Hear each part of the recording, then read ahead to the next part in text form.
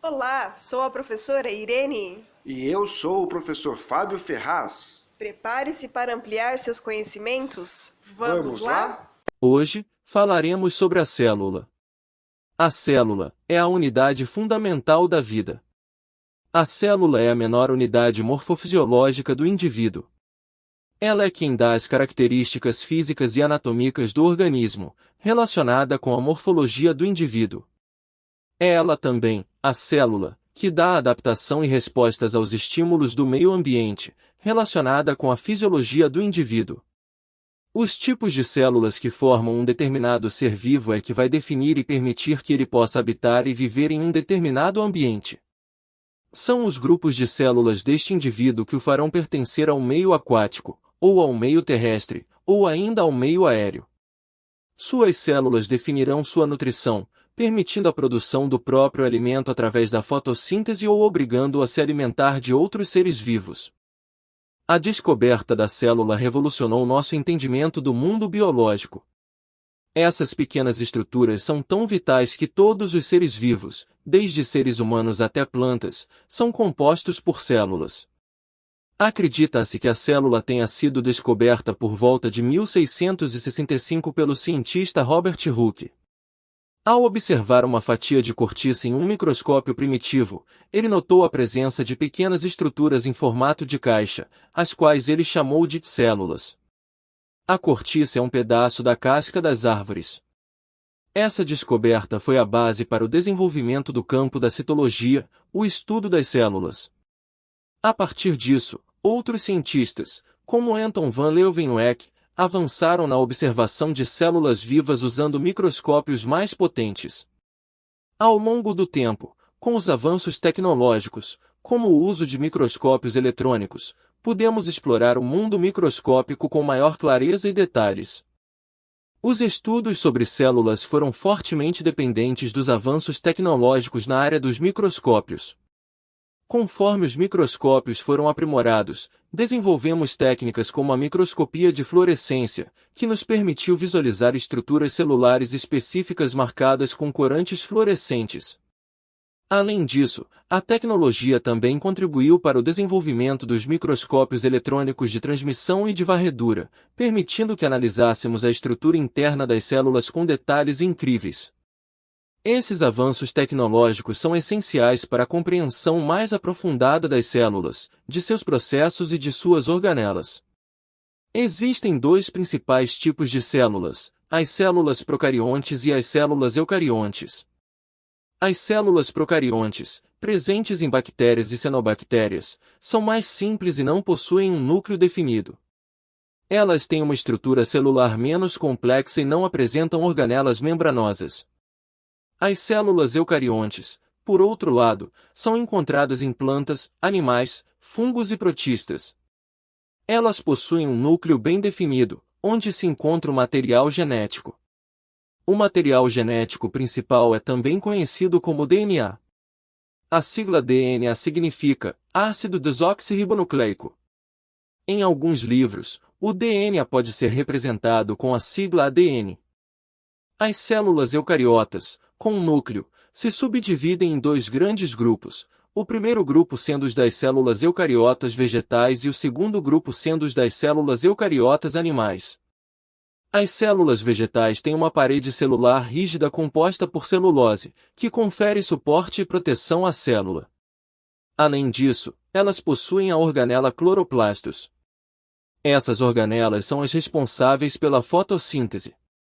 A fotossíntese é um processo crucial para a produção de nutrientes a partir da luz solar.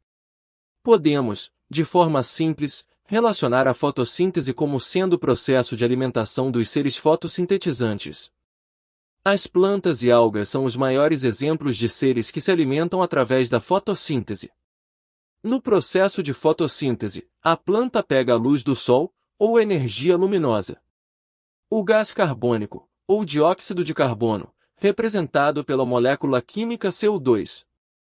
E a água, representada pela fórmula química H2O. A planta metaboliza esses elementos formando a molécula de glicose e o subproduto gás oxigênio. A glicose é um tipo de açúcar, representado pela fórmula química C6H12O6. E como subproduto o gás oxigênio, representado pela fórmula química O2. A glicose será utilizada, pela planta, como nutriente para a produção de energia biológica. Já o gás oxigênio será eliminado para o meio ambiente. O gás oxigênio será utilizado pela própria planta ou por outros seres vivos na respiração aeróbia. As células eucarióticas do tipo animal, por sua vez, não possuem parede celular e não realizam fotossíntese.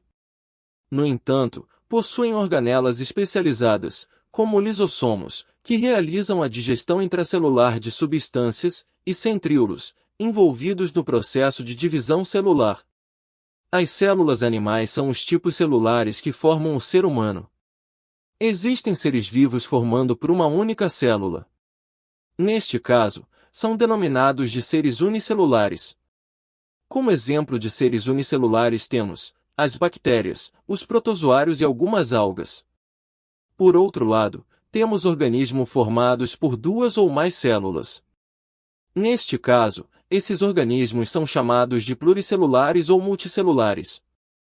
Como exemplos de seres pluricelulares ou multicelulares temos algumas algas, os fungos, as plantas e os animais. Vamos, agora, mergulhar nas estruturas e funções essenciais das células. Temos como principais estruturas celulares a parede celular, a membrana plasmática, o citoplasma e o núcleo. Devemos lembrar que como temos três tipos principais de células, a célula procariota, a célula eucariota vegetal e eucariota animal, cada uma terá estruturas próprias. Simplificando, as procariotos apresentam parede celular, membrana plasmática, citoplasma e material genético, o DNA. Não existe núcleo definido nas células procariotas. Ou seja, as bactérias não apresentam núcleo em suas células. No caso das células eucariotas vegetais, elas apresentam parede celular, membrana plasmática, citoplasma, núcleo e material genético, o DNA. Podemos dizer que as plantas possuem a célula mais completa quando falamos das estruturas celulares, apresentando todas as estruturas básicas de uma célula. Já quando falamos das células eucariotas animais, elas apresentam membrana plasmática, citoplasma, núcleo e material genético, o DNA. Nas células dos animais, como as nossas, não encontramos a parede celular. Iniciaremos pela parede celular. A parede celular é encontrada apenas em alguns tipos celulares, como nos procariotos e eucariotos vegetais. As células eucarióticas animais não apresentam a estrutura parede celular. A parede celular tem a função geral de proteção celular. Outra estrutura celular é a membrana plasmática. Também conhecida como membrana celular, ela é uma fina camada que envolve a célula, sendo responsável por protegê-la, dar o formato celular e controlar a passagem de substâncias. A membrana plasmática é uma estrutura encontrada em todos os tipos celulares. O controle de substâncias feito pela membrana plasmática, permitindo a entrada de certas moléculas e impedindo a entrada de outras, assim como permitindo a saída de alguns elementos e evitando a saída de outros elementos, recebe o nome de propriedade seletiva. Além disso, ela desempenha um papel fundamental nos movimentos celulares ou de membrana plasmática, como a fagocitose, pinocitose e exocitose. A fagocitose é um processo de absorção de partículas sólidas. Neste caso, a membrana plasmática forma projeções externas temporárias esticando-se. Essas projeções externas recebem o nome de pseudópodes. Esses pseudópodes ou falsos pés têm a função de locomoção e captura de alimentos. Quando o alimento é capturado pelos pseudópodes, eles se fecham, formando o fagossomo. O fagossomo é, portanto, o alimento capturado e preso por uma parte da membrana plasmática.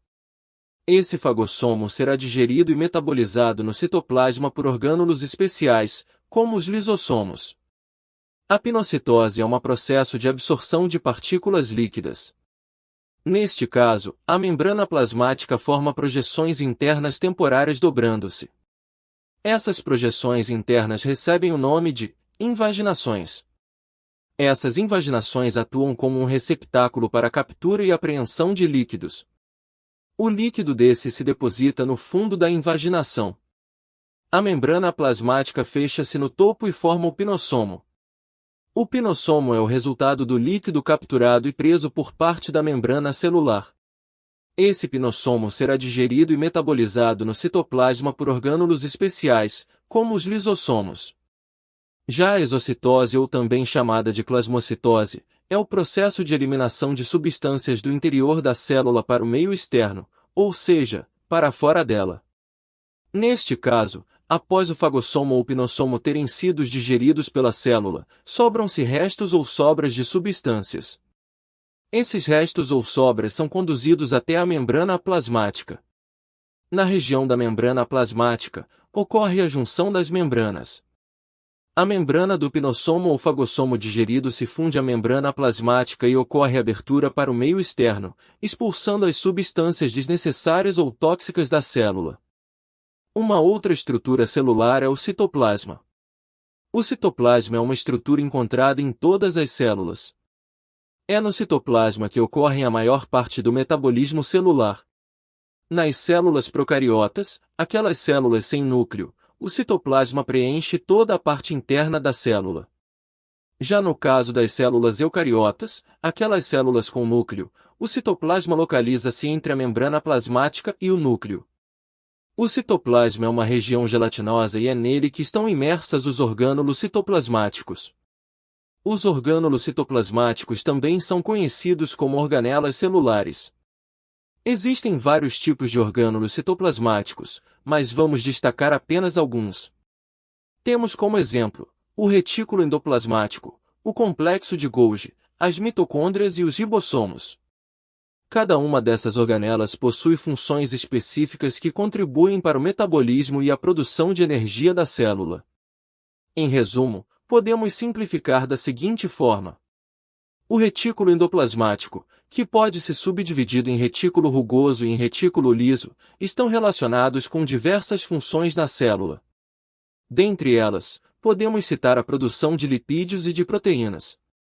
O complexo de Golgi, além de outras funções, é um orgânulo associado ao armazenamento geral de substâncias. As mitocôndrias são organelas presentes em, praticamente, todas as células eucarióticas, incluindo as células humanas. Elas apresentam membranas duplas e um DNA circular próprio. São responsáveis pela respiração celular. As mitocôndrias são conhecidas como a central energética da célula. As mitocôndrias são responsáveis por produzir a maior parte da energia necessária para o funcionamento celular. A mitocôndria produz energia através da respiração celular. A respiração celular consiste, resumidamente, em metabolizar o ácido pirúvico proveniente da molécula de glicose obtida da alimentação e do gás oxigênio proveniente da respiração, transformando esses elementos em ATPs. A energia biológica é armazenada na forma de moléculas de ATP. ATP é uma sigla que significa adenosina trifosfato.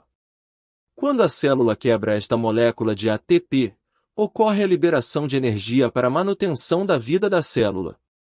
Por fim, temos a estrutura do núcleo. O núcleo é uma estrutura encontrada apenas nas células eucarióticas. As células procariotas não apresentam núcleo. O núcleo, geralmente, está localizado no centro da célula e envolvido por uma membrana nuclear.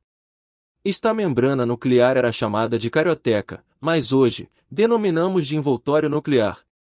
O núcleo tem como principal função promover a proteção do material genético. Dentro do núcleo encontramos o material genético, como o DNA. O DNA é uma sigla, que significa ácido desoxirribonucleico. Em alguns livros mais atuais, a sigla DNA pode estar escrita como ADN. O DNA ou ADN é responsável pelo controle das atividades celulares, armazenando as informações genéticas e transmitindo-as para a próxima geração de células por meio da divisão celular.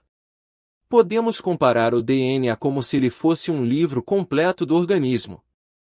As células têm a capacidade de se dividirem e formar novas células. A divisão celular desempenha um papel fundamental no crescimento e na reprodução dos seres vivos. As divisões celulares podem ser de dois tipos principais, do tipo mitose e do tipo meiose. A mitose é um tipo de divisão celular em que uma célula-mãe se divide em duas células filhas idênticas. Esse processo é essencial para o crescimento e a substituição de células danificadas nos organismos multicelulares. Já a meiose é um tipo de divisão celular que ocorre apenas em células sexuais, como os espermatozoides e os óvulos. As células sexuais também são chamadas de gametas. Os espermatozoides são os gametas masculinos. Os óvulos são os gametas femininos. A meiose permite a formação de células com metade do número de cromossomos, o que é importante para a reprodução sexual e para a variabilidade genética. Por exemplo, na espécie humana, as células gerais do corpo, denominadas de células somáticas, apresentam 46 cromossomos totais. Destes 46 cromossomos totais, 23 cromossomos vieram do pai e os outros 23 cromossomos são oriundos da mãe. Na formação dos gametas, através do processo de divisão celular do tipo meiose, a célula-mãe com 46 cromossomos irá se dividir formando, no final, 4 células filhas com 23 cromossomos cada célula. Portanto, o homem biológico produz espermatozoides com 23 cromossomos. E a mulher biológica produz óvulos também tem 23 cromossomos. No processo de fecundação, ou seja, quando ocorre a união dos gametas masculino e feminino, surgirá a gravidez. A célula formada desta fecundação terá 46 cromossomos. 46 cromossomos é o número de cromossomos da espécie humana. Podemos concluir que a divisão celular do tipo meiose garante o número de cromossomos da espécie. A célula é capaz de controlar o tempo de sua vida. Chamamos este processo de apoptose celular. A apoptose é um processo de morte celular programada que ocorre naturalmente no organismo. A apoptose é essencial para o equilíbrio e a regulação do número de células em tecidos e órgãos. A apoptose garante a eliminação de células danificadas, envelhecidas ou que não cumpram as funções adequadas, evitando o acúmulo de células defeituosas. Em caso de falha no processo de apoptose, por exemplo, o organismo poderá desenvolver a doença câncer. O câncer é uma doença caracterizada pelo crescimento descontrolado de células anormais no corpo. Essas células, conhecidas como células cancerígenas, invadem e destroem tecidos saudáveis. Esse crescimento tecidual descontrolado é o que chamamos de tumor. Resumidamente, podemos ter o câncer benigno e o maligno. Objetivamente, o câncer benigno se caracteriza por ser um tumor pouco invasivo, de crescimento lento e que não se espelha por outros tecidos e órgãos do organismo. Já no caso do câncer maligno, sua principal característica é sofrer metástase. Metástase é o termo utilizado para o espalhamento do tumor em outros tecidos e órgãos. Geralmente são tumores bem invasivos e de crescimento rápido. O câncer ocorre devido a alterações no material genético das células, geralmente causadas por mutações maléficas. As mutações são alterações no material genético das células, que podem ocorrer de forma espontânea ou devido a fatores ambientais. As mutações podem ter efeitos variados no organismo. Algumas mutações são inofensivas e imperceptíveis no indivíduo. Outras mutações podem causar doenças genéticas ou predispor indivíduos a certos tipos de cânceres. As mutações também são responsáveis pela variabilidade natural da espécie, formando indivíduos parecidos mas não idênticos entre si dentro de uma mesma população. Por outro lado, algumas mutações podem até mesmo conferir benefícios evolutivos, formando uma nova espécie. O processo de origem de uma nova espécie denomina-se especiação. A mutação genética é o principal fator da especiação. A mutação pode resultar na origem de um indivíduo que apresente uma nova característica que, até então não estivesse presente no seu ancestral. Se essa nova característica manifestada se perdurar por algumas gerações e for transmitida e retransmitida formando um grupo de novos indivíduos e todos com essa nova característica, teremos, como resultado, a formação de uma nova espécie na natureza. ou simplesmente a especiação.